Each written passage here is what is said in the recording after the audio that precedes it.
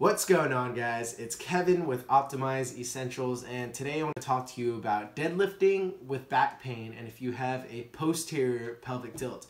If you haven't seen my ultimate guide on posterior pelvic tilt, make sure you check that out, because this is kind of a series or a kind of an add-on to the ultimate guide.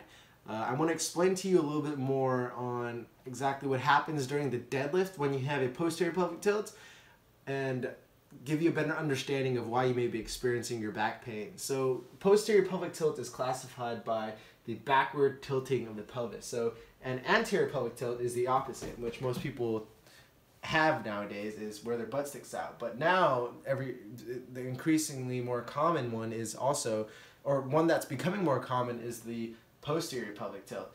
You'll see this in people who have a flat back or they have a sway back. What happens is their butt tucks under and then their hips shoot forward and their body compensates and they look like they're sagged forward, or their back just looks completely flat like that, right?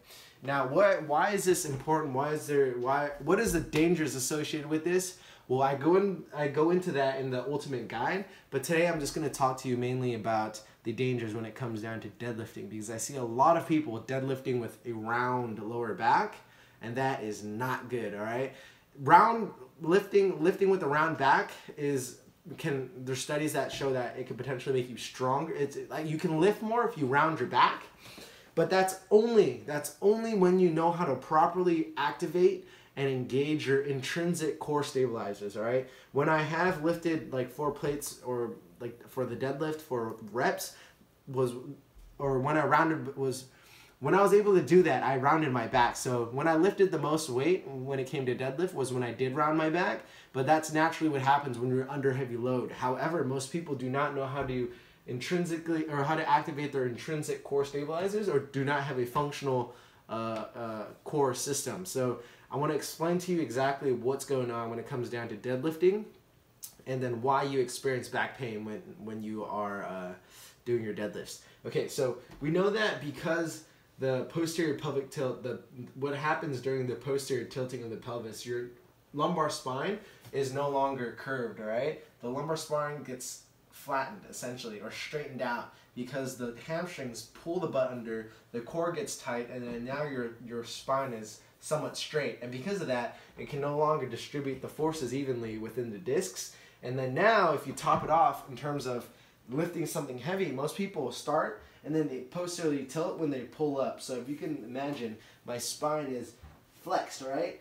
And then in this position, you are predisposing your lower back, your discs, your spinal vertebrae to being slipped, like bulging discs. That's what happens. So if you're pulling, let's say you're pulling, your spine is like this and it starts to round, then pop, there you go. You get the herniated discs, you get pinched nerves. And the reason why this happens also is because a lot of people have poor posture. They have certain muscle imbalances that are exacerbating that problem.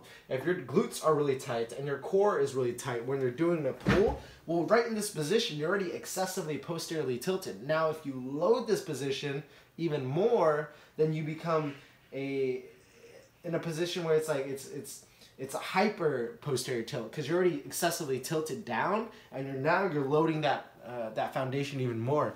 When it comes down to anterior pelvic tilt, if your butt is tucked under and you're doing a deadlift, you'll still posterior rotate because you don't have the adequate glute strength or the core strength. But when you have this situation, you have very tight glutes and very tight abs, which is simply making it even worse. So in the scenario where you have an anterior pelvic tilt, you're posteriorly tilting and loading your spine because you have weak glutes and tight weak core. But when you have a posterior pelvic tilt, you're excessively loading your spine even more because you have a posterior, or you have tight glutes and you have tight core. That's already pulling it down, so it's double the dosage. So with that being said, you want to make sure you check out the other guide to learn how to strengthen your overactive and stretch out and tone down your excessively overactive muscles, and then strengthen your underactive muscles. And that is how you can fix your lower back. You want to make sure you pay attention to these two, so that you can fix your pelvic structure, so that you are in a better position to pull the weight correctly. And then one more thing before I let you guys go. When you are posteriorly tilted, you can also have a twist, like you can also have a twisted pelvis. So if you have one side that's twisted on one side and you're posteriorly tilted, there's a very good chance that one side of your body picks up more of the force, and as a result you may experience like torsion in your lower back, and that creates a lot of problems too. So you want to make sure you check out all of my other videos in terms of posture and what you can do to improve your posture so that you can have the best biomechanical position before you start your exercise program. And if you're looking for a program that can do just that, that can teach you how to stretch out your body, how to promote good posture, then you want to check out my 28-day transformation program at optimizeessentials.com. I teach you a fully comprehensive nutrition guide and workout plan for 4 weeks, so you can know how to eat exactly what you need to eat for your body type, how to eat healthy, how to eat right, and then also how to train correctly, because form is absolutely essential when it comes down to lifting correctly, deadlifting correctly. And that is all, guys. If you gain value out of this, you want to make sure you like, comment, and subscribe, and share this with whoever you think will be of benefit.